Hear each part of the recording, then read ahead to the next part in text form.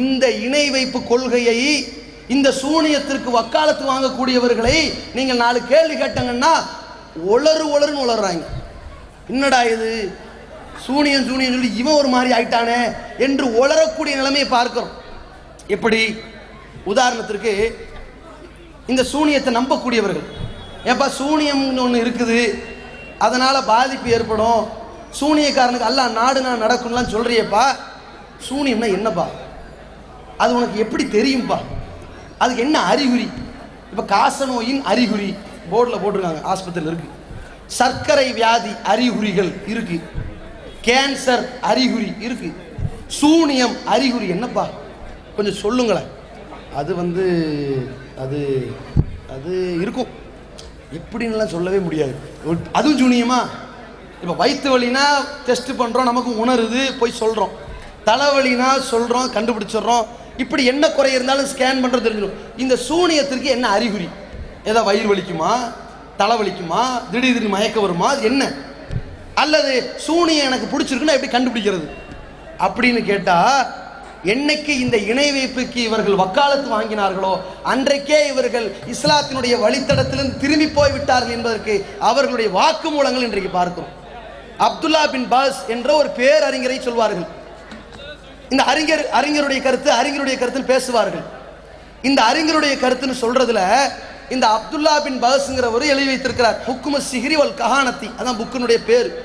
சூனியம் ஜோசியம் சம்பந்தப்பட்ட ஒரு பாடம் எழுதி வைத்திருக்கிறார்கள். அதுல சூனியம் உங்களுக்கு ஏற்பட்டுச்சுன்னா என்ன பண்ணணும், இவனை பாருங்க எப்படி நம்மளை கொண்டு வந்து வழிகேட்டில் கொண்டு வந்து தள்ளுறான்னு பாருங்க. அந்த நம்புறதே இணை வைப்பு, அதை நம்பிட்டு அவனை எப்படி நரகத்தில் கொண்டு போய் இழுத்துட்டு போறான்னு பாருங்க. சூனியம் என்று சொன்னால் அந்த பாதிப்பிலிருந்து விடுபடுவதற்கு 2 முக்கியமான மருத்துவம் நிவாரணம் இருக்கிறது. அந்த நிவாரணத்தை நீங்கள் செயல்படுத்தினால் எல்லா சூனியமும் சரியா போயிடும். முதல் நிவாரணம் என்னவென்று சொன்னால் அதான் சிறந்த வழிமுறை. என்ன நிவாரணமா? சூனியம் தனக்கு ஏற்பட்டதாக அவன் தெரிந்து கொண்டால், அதான் எப்படி தெரிவான்னு இப்ப கேட்கிறோம், அதுக்கு பதில் இல்லை. தெரிந்து கொண்டால் தனக்கு சூனியம் வைத்தவன் யார் என்று கண்டுபிடித்து எதிலே சூனியம் வைத்தான் என்று தேடி பார்த்து, அந்த பொட்டலம் எது, சீப்பு, தலைமுடி, சிக்குமுடி, துணி, இதெல்லாம் சேர்ந்து ஒரு பொட்டலம் இருக்குல்ல, அந்த பொட்டலம் பூமியில் இருந்தாலும் அது எங்கிருந்தாலும், மலையில் இருந்தாலும் அது எங்கு மறைந்திருந்தாலும் தேடி கண்டுபிடித்து அதை உடனே உடைத்து விட வேண்டும் அப்படிங்கிறாங்க.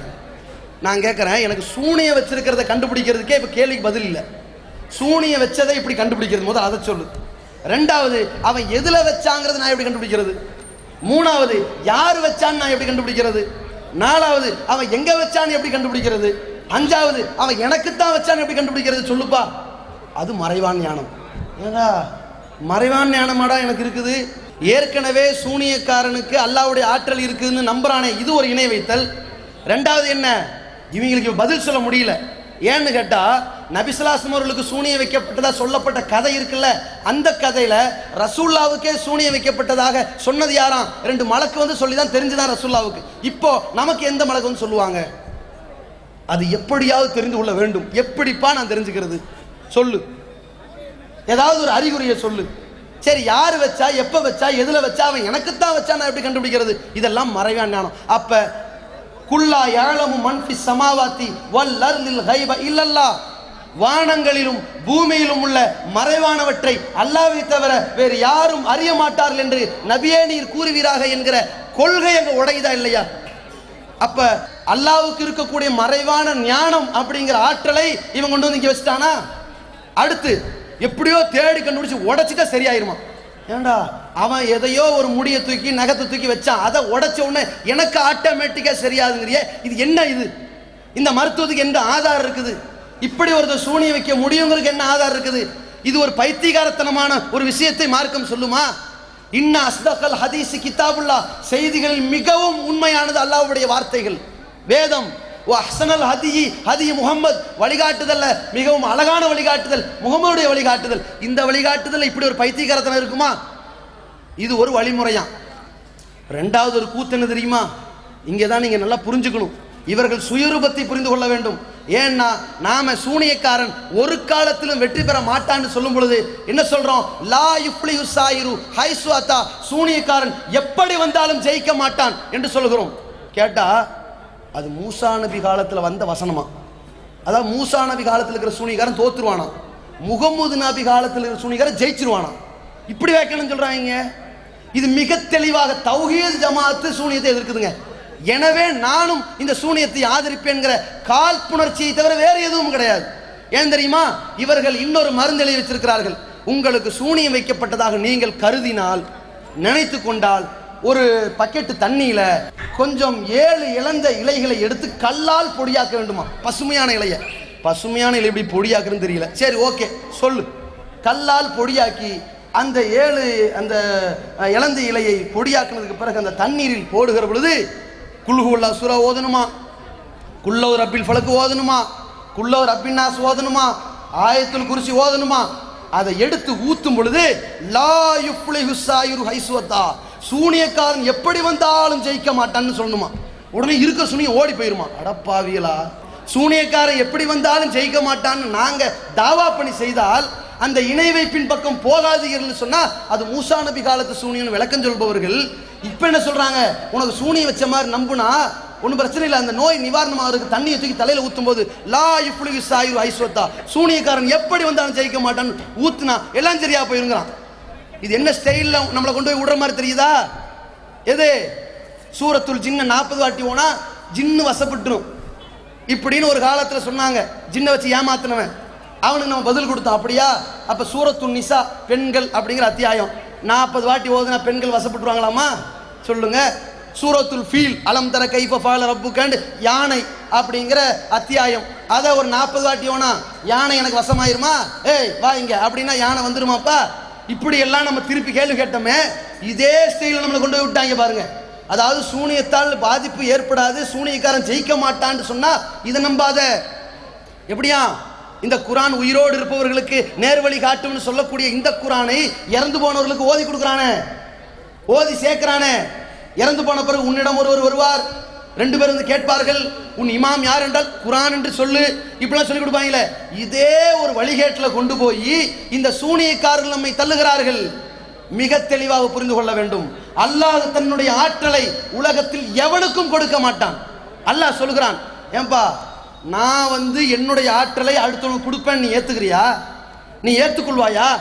உங்களில் ஒருவர் செல்வந்தராக இருக்கிறீர்கள், உங்களில் ஒருத்தர் என்ன பண்றாரு, தன்னுடைய செல்வத்தை தன்னுடைய அடிமைக்கு கொடுத்து, இந்தாப்பா இனிமேல் நீனு நானும் சமம், நீனு நான் இப்ப சம எஜமான், இப்ப நான் உனக்கு அடிமை, நீ எனக்கு அடிமை, நீ என்ன வேலை வாங்கலாம், நான் உன்ன வேலை வாங்கலாம் என்று நீங்க உங்க சொத்தை அவனுக்கு கொடுத்து 2 பேரும் சமமாவீர்களா? உனக்கு கிடைச்சிருக்கிற சொத்தை நீ பிரிச்சு கொடுத்து உன் அடிமை எஜமானாக்கு நீ நினைப்பியா? ஏண்டா நீ ஏன் நினைக்க மாட்டேன், நான் என் ஆற்றலை அடுத்தவனுக்கு கொடுப்பனா?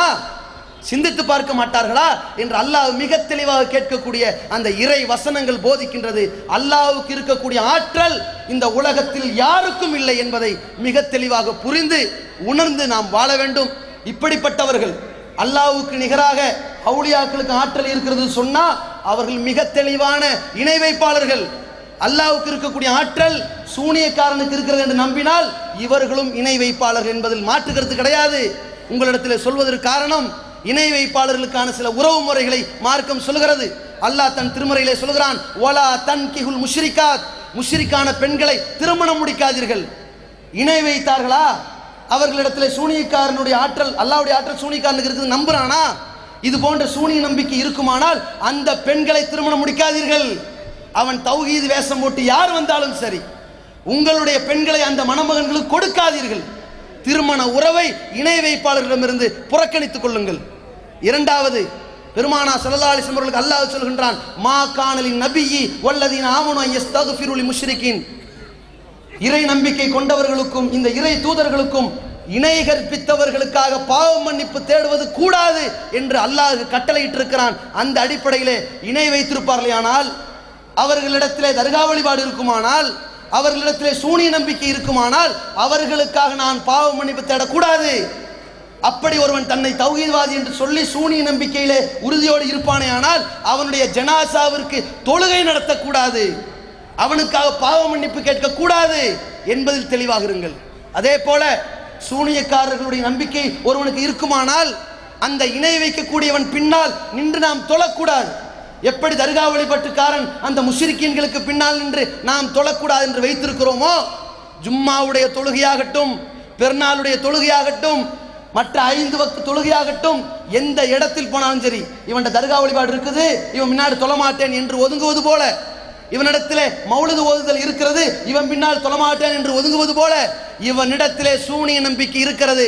அவன் போலி தௌஹீத்வாதிகளாக இருந்தாலும் சரி, தன்னை தௌஹீத் என்று பறைசாட்டினாலும் சரி, அந்த சூனியக்காரர்களுக்கு பின்னால் நின்று நான் தொழமாட்டேன் என்று மிக தெளிவான புறக்கணிப்பு செய்ய வேண்டும் என்று கேட்டு, ஏகத்துவத்தை மக்கள் மன்றத்திலே தொடர்ந்து எடுத்துரைக்குமாறு உங்களை அன்போடு கேட்டுக்கொள்கின்றேன். அஸ்ஸலாமு அலைக்கும் வரஹ்மத்துல்லாஹி வபரகாத்துஹு.